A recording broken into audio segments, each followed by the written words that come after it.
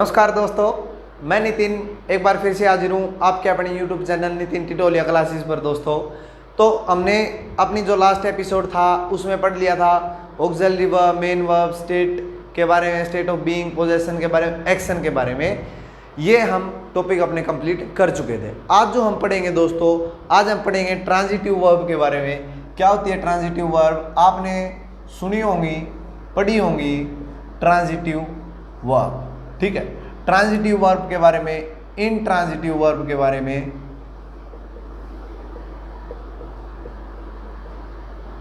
ठीक है, transitive verb के बारे में पढ़ेंगे, इनट्रांजिटिव वर्ब के बारे में पढ़ेंगे दोस्तों। ठीक है, इनकम्प्लीट वर्ब के बारे में पढ़ेंगे,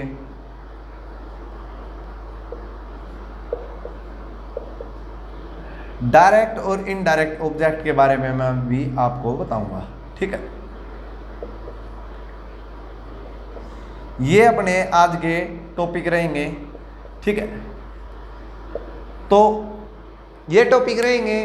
तो एक बार क्लास स्टार्ट करने से पहले वीडियो को शेयर कर दो, फिर स्टार्ट करते हैं दोस्तों क्लास।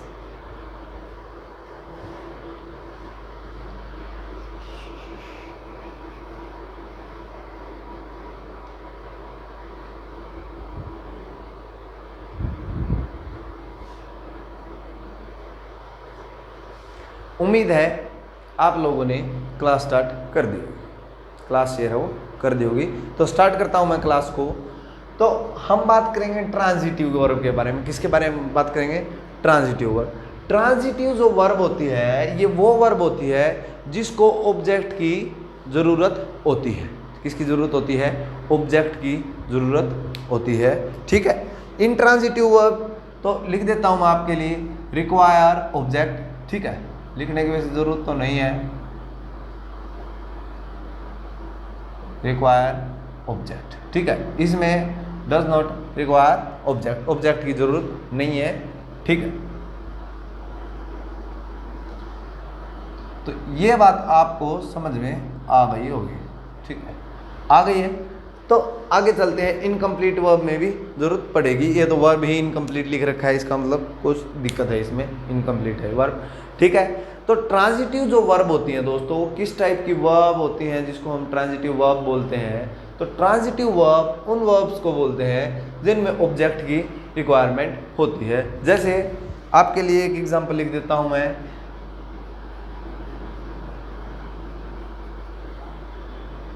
दूसरा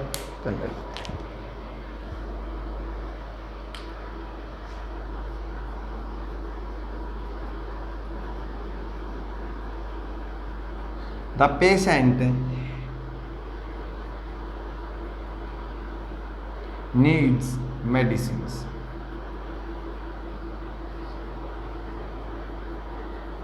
Patient needs medicines। क्या मेरा सेंटेंस करेक्ट है? पहले तो ये बताना है आपको। ठीक है, क्या लिखा मैंने कि द पेशेंट नीड्स मेडिसिन्स। ठीक है, क्या लिखा मैंने? Patient needs medicine. अब आपको इसमें क्या बताना है दोस्तों कि वर्ब क्या है। ठीक है, क्या बताना है कि वर्ब क्या है। तो आप पहचान लेते होंगे कि वर्ब कौन सी है इसमें। तो इसमें जो वर्ब है वो आपकी दोस्तों नीड्स। कौन सी वर्ब है? नीड्स आपकी क्या है? वर्ब है। और ये हेल्पिंग वर्ब है या मेन वर्ब है, ये किसी के माइंड में क्वेश्चन है तो बता सकता है। ये आपकी एक मेन वर्ब है। ठीक है, अब दिमाग में ये क्वेश्चन आ रहा होगा कि आपने मेन वर्ब क्यों बोला? हेल्पिंग वर्ब तो होती ही नहीं, ऐसी होती है एक नीड से रिलेटेड। वो जब आप मॉडल्स पढ़ेंगे, कुछ जो होते हैं उसको मॉडल भी बोलते हैं, मॉडल भी पढ़ लेंगे। ठीक है, तो उसके बारे में स्टडी करेंगे तब मैं आपको बताऊंगा। ठीक है, तो ट्रांजिटिव वर्ब। अब देखो, पेशेंट नीड मेडिसिन्स। अब जो ये पेशेंट है इसको नीड है, और नीड किस चीज़ की है? मेडिसिन की। तो अब मान लो मैं इसके अंदर ये मेडिसिन ना लिखता, और क्या होता है? Patient needs. क्या होता है? Patient needs. यदि पेशेंट नीड्स मैंने लिखा होता तो मेरे को बताओ दोस्तों, पेशेंट नीड्स जो आपका है उससे आपको पता चल रहा है क्या? आपका जो सेंटेंस है कंप्लीट होता दिख रहा है आपको? पेशेंट नीड्स मैंने लिख रखा है, तो इसका मीनिंग क्या है कि आपके माइंड में एक क्वेश्चन होएगा, व्हाट। ठीक है, कि भी किस चीज़ की नीड है पेशेंट्स को, तो आपको बोलना पड़ेगा मेडिसिन। क्या बोलना पड़ेगा?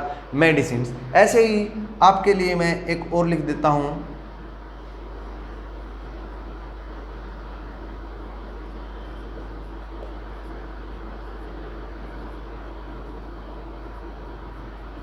The child smiled.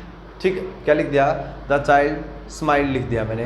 तो अब मेरे को बताओ, इसमें मैंने ऑब्जेक्ट नहीं, इसमें जो सेंटेंस है इसमें ऑब्जेक्ट गिवन नहीं है, तो इसका मीनिंग ये है कि इसमें ऑब्जेक्ट अपने को लगाना पड़ेगा, या इससे आपको ये सेंटेंस क्लियर नहीं हो रहा है। द चाइल्ड स्माइल, बच्चा स्माइल कर रहा है, क्या इस बात से आपको समझ में नहीं आ रही है? अब जैसे इसमें आपके माइंड में क्वेश्चन आता, पेशेंट नीड्स दिखते ही कि भी किस चीज़ की ज़रूरत, क्या इसमें भी ऐसा है कि भी किस चीज़ की ज़रूरत है या क्यों स्माइल कर रहा है, ऐसा कोई माइंड में क्वेश्चन है? तो बिल्कुल नहीं होगा आपके। ठीक है फ्रेंड्स, क्योंकि इससे ये कंप्लीट सेंस है इसकी। ठीक है, तो ट्रांजिटिव वर्ब वो वर्ब होती है जिसमें जो अपनी जो वर्ब होती है उसको ऑब्जेक्ट की नीड होती है। ठीक है, किसकी नीड होती है? ऑब्जेक्ट की। विदाउट ऑब्जेक्ट सेंटेंस वो अपना इनकम्प्लीट होता है। क्या होता है फ्रेंड्स? मैंने क्या बोला कि जो अपना जो सेंटेंस होता है वो क्या होता है? इनकम्प्लीट होता है। ये बात समझ में आ रही होगी। ठीक है, और दो ये वाला जो सेंटेंस है इसमें किसकी नीड नहीं है? इसको ऑब्जेक्ट की नीड नहीं। तो कहने का मीनिंग क्या है? जिस सेंटेंस में रिक्वायर है किसकी? ऑब्जेक्ट की रिक्वायरमेंट है, तो वो तो होएगा आपका ट्रांजिटिव। कौन सा होएगा? ट्रांजिटिव। ठीक है, और जिसमें नहीं है वो होएगा कौन सा? इनट्रांजिटिव। ठीक है, लिख दिया जैसे मैंने द सन राइज। अब मैं लिख दिया द सन राइज। तो अब मेरे को बताओ इसमें नीड है क्या? इसमें ऑब्जेक्ट की नीड है या नहीं? ठीक है, फिर आपको बताना है ये राइज मैंने ठीक लिखा है या ये आना चाहिए। राइज और रेज ये दो टाइप के वर्ड होते हैं, दोनों पढ़ेंगे हम, इनका भी जिक्र आएगा वर्ब में। एक राइज होता है, एक रेज होता है। इसमें जो सन के साथ आएगा वो राइज वाला आएगा या रेज वाला आएगा, ये आपको दोस्तों बताना है। ठीक है, शाबाश। उम्मीद है आपने कमेंट कर दिया और बता दिया होगा। शाबाश। आगे चलते हैं, तो आगे चलते हैं इनकम्प्लीट वर्ब पे। किस पे चलते हैं दोस्तों? इनकम्प्लीट वर्ब पे। ठीक है, इनकम्प्लीट वर्ब में क्या है कि द, जैसे मैं आपके लिए लिख दूं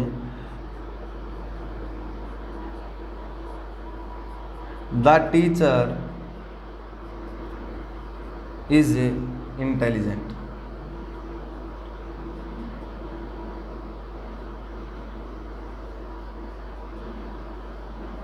द टीचर इज इंटेलिजेंट। अब मैंने ये लिख दिया, तो अब मेरे को बताओ क्या इसमें यदि मैं लिख दूं द टीचर इज, सिर्फ मैंने क्या लिख दिया? The teacher is. इसमें तो ये वर्ब है, एक तो ये वर्ब ही वो वाली है, कौन सी वाली?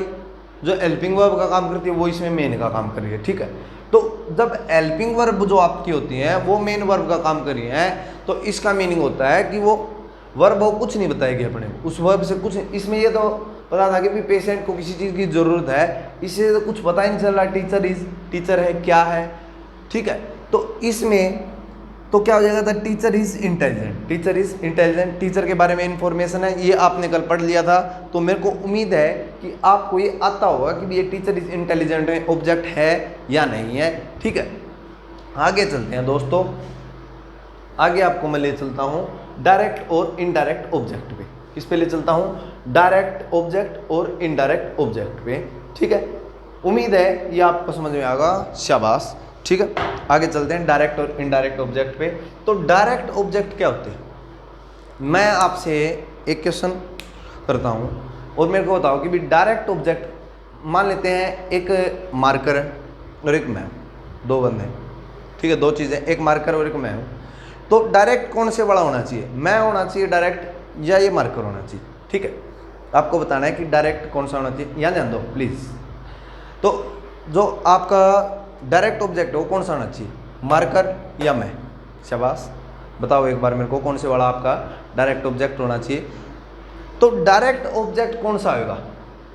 अंग्रेज थे उल्टे। किस टाइप के बंदे थे अंग्रेज? पुट्ठे थे। किस टाइप के बंदे थे? पुट्ठे। पुट्ठे का मतलब उल्टे थे बंदे। वो अंग्रेज, और उल्टे थे तो क्या क्या दिक्कत थी, वो उल्टे थे तो, ठीक है। तो उसके बारे में बात करेंगे दोस्तों कि भी उल्टे थे क्या दिक्कत थी।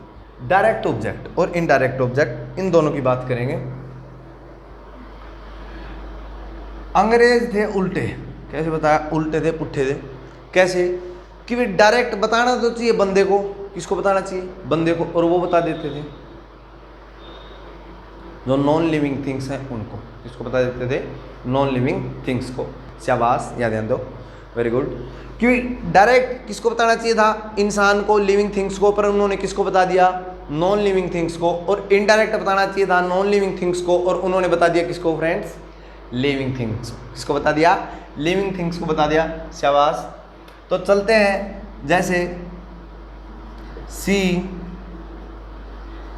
गिव्स मी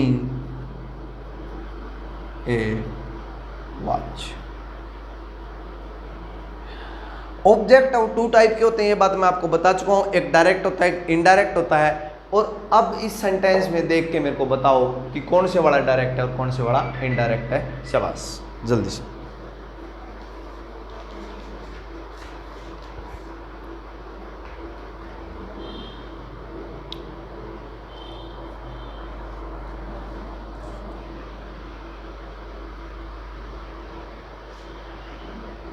डायरेक्ट ऑब्जेक्ट, तो डायरेक्ट ऑब्जेक्ट अभी आपने पहचानना सीखा है कि जो लिविंग थिंग्स होती हैं वो तो होते हैं इनडायरेक्ट ऑब्जेक्ट, और जो लिविंग थिंग्स होती हैं, सॉरी, नॉन लिविंग थिंग्स होती हैं वो कौन से होते हैं, डायरेक्ट ऑब्जेक्ट। तो मेरे को बताओ, इसमें लिविंग मी है और नॉन लिविंग वॉच।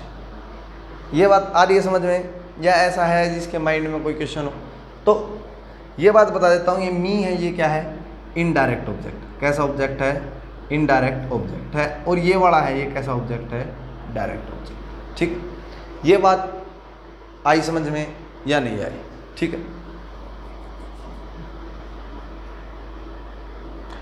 एक और है सेंटेंस, जैसे सी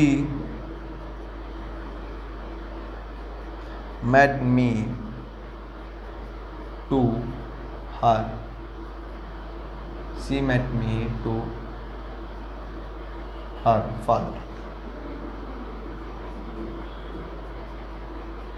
she met me to her father, उसने मुझे अपने पापा से मिलवाया।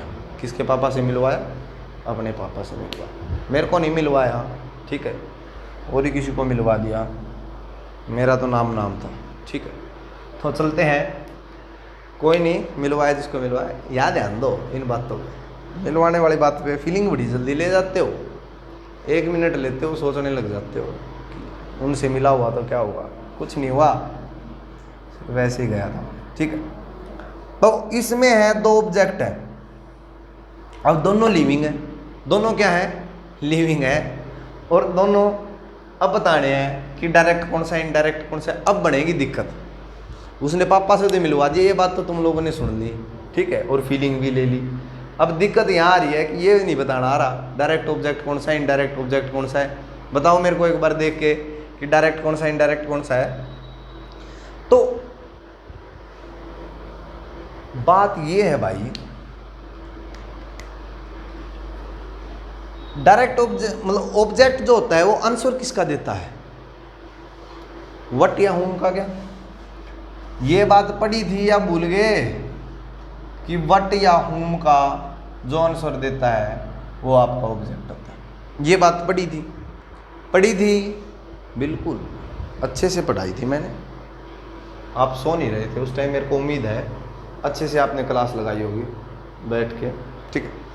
अब जो व्हाट और हुम का आंसर दे वो तो होता है डायरेक्ट ऑब्जेक्ट, मीनिंग ये कोई भी हो सकता है। जो टू व्हाट, कौन सा व्हाट है, टू व्हाट या टू हुम का आंसर दे वो होता है आपका इनडायरेक्ट ऑब्जेक्ट। क्या बोला मैंने, जो टू व्हाट या टू हुम का आंसर दे वो तो होता है इनडायरेक्ट ऑब्जेक्ट। ये तो है आपका इनडायरेक्ट ऑब्जेक्ट और ये है आपका डायरेक्ट ऑब्जेक्ट, ठीक है। व्हाट और हुम का आंसर दे वो होता है आपका direct object. To what to whom या फॉर व्हाट फॉर हुम का आंसर दे तो वो क्या होता है आपका दोस्तों, इनडायरेक्ट ऑब्जेक्ट होता है। ये आपको पहचानने आगे क्या या नहीं है, ठीक है, बता दो मेरे को एक बार। तो बिल्कुल आगे होंगे, आपको ये पहचानने आगे हैं। तो अब मेरे को ये क्वेश्चन देख के बता दो कि इसमें डायरेक्ट कौन सा है और इनडायरेक्ट कौन सा है। शाबाश, जल्दी करो एक बार, वेरी गुड वेरी गुड। आपने बताया कि भी जो डायरेक्ट ऑब्जेक्ट है वो आपका ये है, और आपका जो इनडायरेक्ट ऑब्जेक्ट है वो आपका ये है, ठीक है। ये बात समझ में आई या नहीं आई? कोई ऐसा है इंटेलिजेंट केस जिसके ये बात समझ में नहीं आई है? नहीं आई है तो मेरे को एक बार बता दो, मैं रिपीट कर देता हूँ। आ गई है तो आगे चलते हैं, ठीक है। उम्मीद है आपको ये बात समझ में आ गई होगी। एक बार दोबारा बताता हूँ। डायरेक्ट ऑब्जेक्ट वो ऑब्जेक्ट होंगे जो व्हाट और whom का आंसर दे रहे होंगे। इनडायरेक्ट ऑब्जेक्ट वो होंगे जो टू व्हाट या टू whom का आंसर दे रहे होंगे, या फॉर व्हाट फॉर whom का आंसर दे रहे होंगे। शाबाश, ठीक है। अब आपको ये समझ में आ गया होगा, मेरे को ये आपसे उम्मीद है, ठीक है।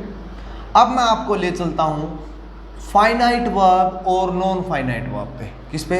फाइनाइट वर्ब और नॉन फाइनाइट वर्ब। अभी तो मैं नॉन फाइनाइट वर्ब के बारे में सिर्फ जनरली आपको बताऊंगा। नॉन फाइनाइट के ऊपर एक अलग से क्लास लूंगा मैं, अलग से एक एपिसोड होगा जो नॉन फाइनाइट वर्ब के लिए होगा। तो फाइनाइट वर्ब और नॉन फाइनाइट वर्ब कौन सी होती हैं? हमने ये 4 टॉपिक अपने पढ़ लिए हैं दोस्तों। अब पढ़ेंगे हम फाइनाइट वर्ब के बारे में। किसके बारे में पढ़ेंगे? फाइनाइट वर्ब, ठीक है, और एक नॉन फाइनाइट वर्ब। कौन सी वर्ब? एक बार बोल दो मेरे साथ में, शाबाश, नॉन फाइनाइट वर्ब, ठीक है। चलते हैं आगे, शाबाश, वेरी गुड, याद ध्यान दो। तो फाइनाइट वर्ब्स कौन सी वर्ब होती है? फाइनाइट वर्ब्स वो वर्ब होती हैं those verbs which change according to subject. वो वर्ब्स जो किसके अकॉर्डिंग चेंज होती हैं? सब्जेक्ट के अकॉर्डिंग चेंज हो जाते हैं। Those verbs which change according to subject is called finite verb, and those verbs which cannot change, which can't change according to subject is called non-finite verb. ये बात आपको समझ में आ गई होगी कि वो वर्ब जो चेंज हो जाती है किसके अकॉर्डिंग? सब्जेक्ट के अकॉर्डिंग, वो फाइनाइट वर्ब होती हैं, और जो वर्ब चेंज नहीं होती सब्जेक्ट के अकॉर्डिंग वो होती हैं नॉन फाइनाइट वर्ब। एक एग्जांपल आपको देता हूँ, जैसे C dash playing, C dash playing. अब मैं लिख दूं दे डैश प्लेइंग। अब एक लिख दूं मैं आई डैश प्लेइंग, ठीक है। फिल करना है आपको इज एम आर, ठीक है, इज एम आर, ये आपको फिल करना है। तो अब मेरे को बताओ इसमें क्या फिल करोगे? इज, क्या फिल करोगे? इज, इसमें क्या? आर, और नीचे वाले में एम। तो अब मेरे को बताओ क्या ये वर्ब सब्जेक्ट के अकॉर्डिंग चेंज हुई है? Those verb which can change according to subject is called finite verb. तो मेरे को बताओ ये जो आपने वर्ब लिखी हैं ये सब्जेक्ट के अकॉर्डिंग चेंज हो रही हैं या नहीं हो रही? बिल्कुल आप बोलेंगे हो रही हैं, ठीक है। तो ये वर्ब जो अकॉर्डिंग टू सब्जेक्ट चेंज हो जाती हैं उनको तो बोलते हैं फाइनाइट वर्ब। कौन सी वर्ब बोलते हैं? फाइनाइट वर्ब बोलते हैं। ये आपने आज तक पढ़ी होंगी। एक आपने पास्ट पार्टिसिपल जीरन नाम का वर्ड भी जरूर सुना होगा, ठीक है, इन्फिनेटिव वर्ब नाम का भी सुना होगा। तो वो नॉन फाइनाइट वर्ब में आती हैं। किस में आती हैं? आपकी नॉन फाइनाइट वर्ब में आती हैं। उसका मैं आपको एक अलग से वीडियो प्रोवाइड करवा दूंगा दोस्तों, ठीक है। मॉडल्स के बारे में भी आपने सुना होगा, जिसको मॉडल्स बोलते हैं, ठीक है। मॉडल्स क्या होते हैं इसके बारे में आपने अच्छे से पढ़ा होगा, ठीक है। मॉडल्स मैंने आपको बताए भी थे कि भी विल, सेल और ये होते हैं, ये क्या होते हैं? मॉडल्स होते हैं। मॉडल्स किसको बताते हैं? ठीक है, पॉसिबिलिटी को, एबिलिटी को, सजेशन को, ठीक है, ऐसे एक्सेट्रा, इनको कौन बताते हैं? मॉडल्स हो हेल्प करते हैं बताने, ठीक है दोस्तों। फिर आती है कुछ और वर्ब जिनको बोलते हैं weak verb and strong verb, ठीक है। आपने सुने होंगे वीक वर्ब और स्ट्रॉन्ग वर्ब, ये दो टाइप की वर्ब और होती है।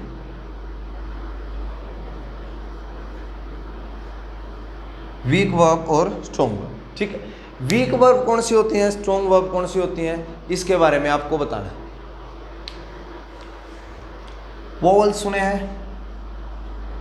वोवल सुने हैं क्या? वोवल्स सुने हैं? कौन से होते हैं vowels? A E I O you की जिसमें साउंड आती है। आज तक ये मत समझना ए ई आई ओ और यू जहां लिखे हुए दिख जाए वो वोवल्स नहीं होते भाई। मतलब वोवल्स तो यही होते हैं, साउंड आती है, वर्ड्स होते हैं कि भी यूज करते हैं, वोवल्स है, ये कॉन्सोनेंट है, तो वोवल्स होते हैं जिसमें ए ई आई ओ यू की साउंड आती है। आज तक आपने यही रट्टा मारा है कि ए ई आई ओ यू जहां दिख जाए वहां क्या लगा दो? एन लगा दो। क्या लगा दो? एन का यूज कर दो। ठीक है, ऐसा नहीं होता है। ठीक है दोस्तों, ए ई आई ओ यू की जहां साउंड आती है उनके यूज करते हैं। तो वीक वर्ब और स्ट्रॉन्ग वर्ब की बात करते हैं। ठीक है, वीक वर्ब में जैसे आपने सुना होगा राइट। क्या सुना होगा? राइट। तो इस वर्ब में एक आई आ रहा है। ठीक है, आपने सुना होगा राइज। क्या सुना होगा? राइज। ठीक है, और आपने सुना होगा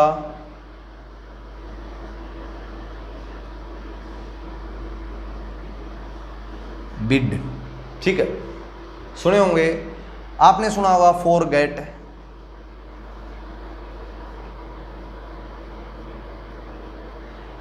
सुने हैं या नहीं सुने? तो बिल्कुल सुने होंगे। तो जिनमें वोवल्स आते हैं, वोवल्स हैं सभी में, और ऐसी भी सुनी होंगी जिनमें पीछे डी लगता है, ई डी लगता है, कुछ इस टाइप की। जैसे प्ले सुना होगा। क्या सुना होगा? प्ले। ठीक है, प्ले है, प्ले की वर्ब बनाओगे तो क्या बन जाएगी? प्ले। तो जिनके साथ वोवल्स का यूज होता है वो आपकी होते हैं स्ट्रॉन्ग वर्ब। कौन सी वर्ब होते हैं दोस्तों? स्ट्रॉन्ग वर्ब होते हैं। कौन सी वर्ब होते हैं? Strong verb. और जिनके साथ डी ई डी टी लगता है, ठीक है, वो होती हैं आपकी वीक वर्ब। कौन सी वर्ब होती हैं? वीक वर्ब होती हैं। ये आपने सुने होंगे। ठीक है, तो आज का टॉपिक यहीं तक दोस्तों, आज का एपिसोड यहीं तक है। यदि आपको मेरी वीडियो पसंद आई है तो वीडियो को लाइक करें, चैनल को सब्सक्राइब करें और वीडियो को शेयर करें। Thank you friends.